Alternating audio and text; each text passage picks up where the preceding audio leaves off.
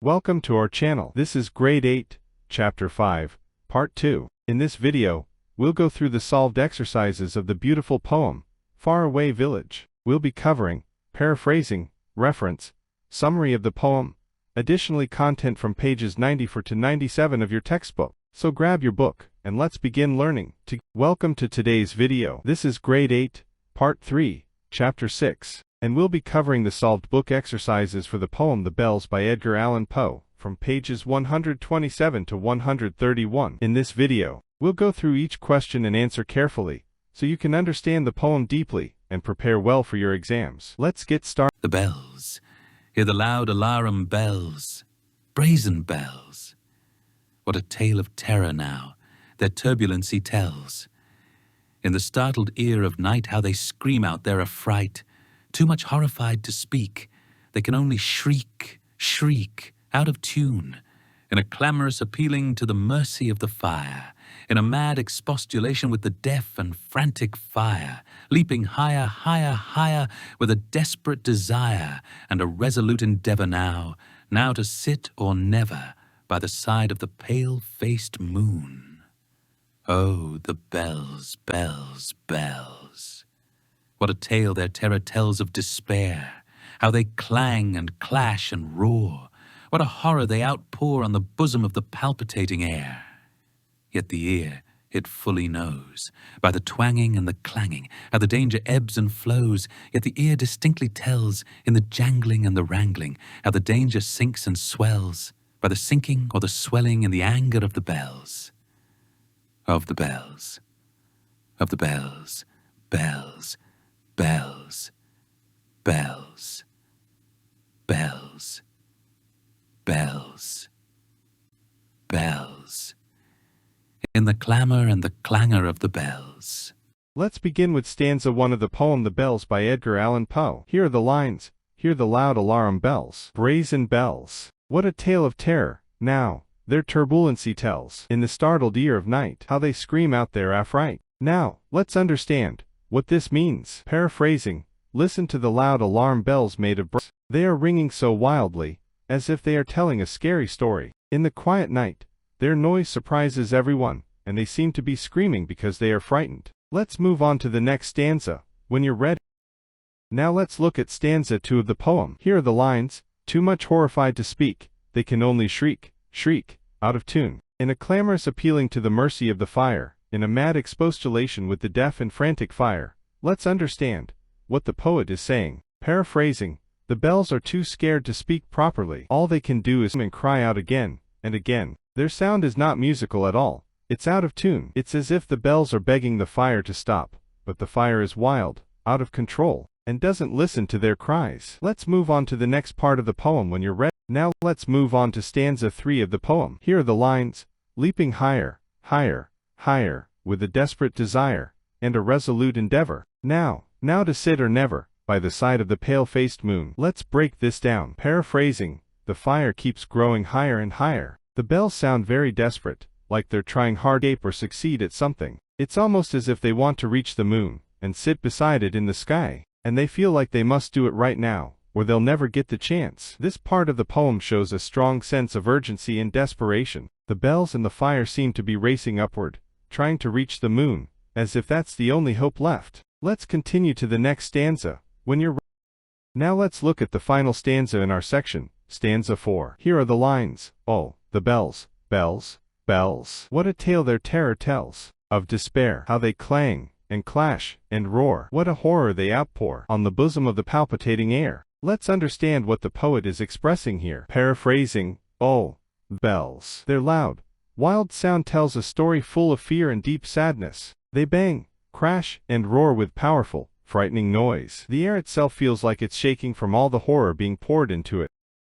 Let's continue with stanza 5 of the poem. Here are the lines. Yet the ear, it fully knows, by the twanging and the clanging, how the danger ebbs and flows. Now let's understand what this means. Paraphrasing, even without seeing anything, our ears can tell from the ringing and crashing of the bells that danger is coming and going. The sound helps us sense danger is increasing, and when it's calming down just a little. Let's move on to the next stanza of the poem when you're ready. Now let's look at the final stanza in our reading, stanza 6. Here are the lines.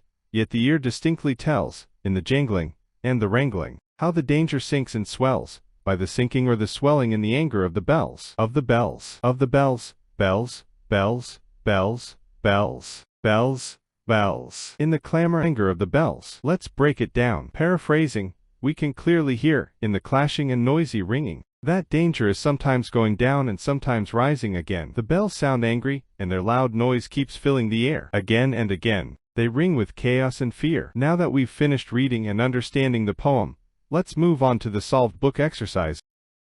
Before we move on to the exercises, let's quickly go over the reference and summary of the poem. Reference: the poem, The Bells, was written by Edgar Allan Poe, a famous American poet and writer, in the year 1849. Summary: this poem is about loud alarm bells ringing during a fire. The bells sound wild and frightening, as if they are for help. Their noise shows fear, danger, and sadness. As the fire gets stronger, the sound of the bells rises and falls, just like waves of panic. They seem to be fighting the fire, but they are helpless. The poem shows how powerful sound can be in expressing emotion, especially during an emergency. It creates a strong feeling of chaos, and fear. Now that we understand the poem and its message, let's move on to the solved book exercises on pages 127 to 131. Let's begin the vocabulary exercises from page 128 of your textbook. These activities will help us understand some of the important words used in the poem The Bells by Edgar Allan Poe. Let's start with the first word, or question from the vocabulary section. Now let's go through the first 3 vocabulary questions from the poem The Bells. Question 1. He was twaning the strings of the guitar. What does twaning mean? The options are A. Remove B, plunk C, put D, hang. And the answer is B. Plunk. Twaning means to pull and release a string so it makes a quick, sharp sound, just like plunking a guitar string. Question 2. The bell of a fire engine is clanging. What does clanging mean? The options are A. Ringing B, clapping C, bouncing D, jumping. And the answer is A.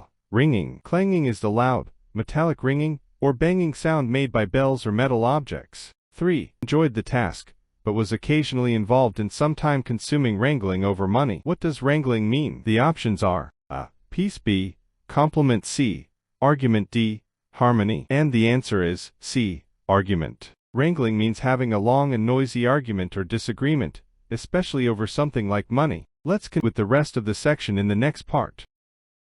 Let's continue. Question 4. Police and protesters clashed yesterday. What does clashed mean? The options are A. Disagreement B, cooperation, C. Agreement D, friendship. And the answer is A. Disagreement. Clashed means to fight or argue strongly with each other. 5. The cell phone rang. It's jangling, startling her out of her thoughts. What does jangling mean? The options are A. Unpleasant B, melodic, C. Peaceful D, unique. And the answer is A. Unpleasant. Jangling means making a harsh, loud, and unpleasant sound. 6. A roar in the hallway made him whirl. What does whirl mean? The options are A. Rumble B, silence C, thunder D, string. And the answer is C. Thunder. Here, the word roar refers to a thunder-like sound, and whirl means to turn around quickly. 7. There were more shrieks of laughter as they splashed about. What does shrieks mean? The options are A. Loud B, silent C, mimic D, whisper. And the answer is A. Loud. Shrieks are loud, high-pitched sounds, usually from laughter or fear. Now let's look at the comprehension questions from the poem The Bells. Question 1. What does the sound of the bells symbolize? Answer. The sound of the bells symbolizes different human emotions like fear, panic, danger, and sadness. In this part of the poem, the bells show terror as they ring loudly during a fire. Their sound expresses how serious and frightening the situation is, creating a mood of chaos and urgency. Question 2. How does the poet use literary devices to contribute to the meaning of the bells? Answer. The poet, Edgar Allan Poe, uses many literary devices to make. The poet uses powerful literary devices such as repetition, alliteration, personification, and onomatopoeia to sound of the bells to life. Words like clang, shriek, and twang imitate real sounds and create a sense of panic. Repeating the word bells builds rhythm and tension, while personifying the bells shows their fear, making the scene feel more dramatic and emotional. Now let's look at the next 2 questions. Question 3.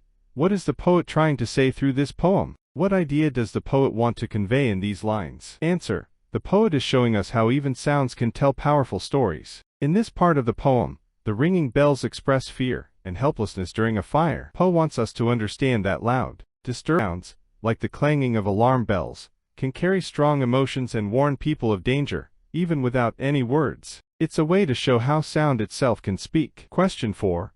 What figurative language is used in the bells? Give examples. Answer. The poem uses many types of figurative language, especially personification and onomatopoeia. For example, the bells are described as if they have human feelings. They scream out their affright, which is personification, because it gives the bells human emotions. Words like clang, shriek, and twang are onomatopoeia. They sound like the actual noises they describe. Now let's look at the final question. Question 5. What is the main theme discussed in the poem? Answer. The main theme of the poem is how sound can express powerful emotions. In this part of the poem, the ringing of the bell shows feelings like fear, panic, and danger, especially during a fire. The bells don't use words, but their sound still tells an emotional story. The poet wants us to understand that even noise can carry deep meaning, and sound alone can reflect important moments in life. Let's move ahead for next activity. Let's continue with the next onomatopoeia exercise from page 130. Task: replace the underlined words in each sentence with an onomatopoeic word. Let's go through each example together as you replace regular words with sound words that match the action being described. Answers. Sentence A. Improved. A box crashed to the floor and glass shattered everywhere. Here, crashed and shattered make the sound come alive in your imagination. Sentence: the water splashed everywhere when Ollie jumped inside the pool. Splashed gives a real sense of movement and sound. Sentence C. Maryam always hums while the word hums softly mimics the quiet tune someone makes. Sentence D. The audience cheered at the end of the show. Cheered helps you hear their excitement. Sentence E. There was a loud bang and everything went black. Bang clearly expresses a sudden and sharp noise. Sentence F. Improved. The steak is sizzling in the pan. Sizzling perfectly describes the sound of something frying. Sentence G. In the farm, the horse neighed loudly and disturbed the singing birds. Neighed gives the exact sound a horse makes. Sentence H. Improved. The mouse squeaked as it ran across the room. Squeaked makes us imagine the tiny, high-pitched sound a mouse makes. Let's continue with the next onomatopoeia exercise from page 130. Task: replace the following ordinary action words with sound words, also known as onomatopoeia. These words help make your writing more expressive and dramatic. Let's go through each one. Let's look at some common sounds and their matching onomatopoeic words. 1. The sound of water falling is described as splash. This word captures the noise water makes when it hits a surface. 2. The sound of a cuckoo bird is cuckoo. It imitates the natural call of the bird itself. 3. The sound an owl makes is called hoot. This soft-going sound is commonly heard at night. 4. The sound of a door opening or closing is called creak. It is a slow, squeaky sound that often suggests suspense or age. 5. The sound of a balloon bursting is pop. This is a short, loud sound that happens quickly and sharply. 6. The sound of a car stopping suddenly is called screech. It is a high-pitched sound that tires make when braking suddenly. 7. The sound of a ball bouncing is described as bowing. This word reflects a playful, springy motion as the ball hits the ground and rebounds. These onomatopoeic words help bring writing to life by creating vivid sound imagery. Now it's time to get creative. On page 131, we are encouraged to write our own poem using onomatopoeia. Onomatopoeia means using words that imitate real sounds, like buzz, crash, or sizzle. Here's a quick example to inspire your own poem. And now, here is our final poem using onomatopoeia, where every sound brings the scene to life. The title is The Frog's Song. Sounds around the town. Bang goes the hammer on the busy street. Tap tap tap of tiny feet. Zoom rides the bike with a roar so loud. Beep beep cries a car in the bustling crowd. Drip drop goes on the window pane. Splash in the puddles we dance again. Buzz sings the bee near the garden wall. Crunch goes the leaf as it starts to fall. Tick tock, the clock keeps moving ahead. Young goes the boy as he jumps in bed. Hush, says the night, and the town grows still, till morning returns with a chirp and a trill. This poem brings the town to life. Found. Each onomatopoeic word, bang, zoom, beep, drip, buzz, makes the reader not just see the scene, but hear and feel it too. Try writing your own poem using sound words. Let your imagination guide the rhythm, just like the frog's song and the city's tune. I hope you found this video helpful and easy to understand. If you learned something new today, don't forget to like the video, share it with your classmates, subscribe to my channel for more educational content. See you in the next lesson.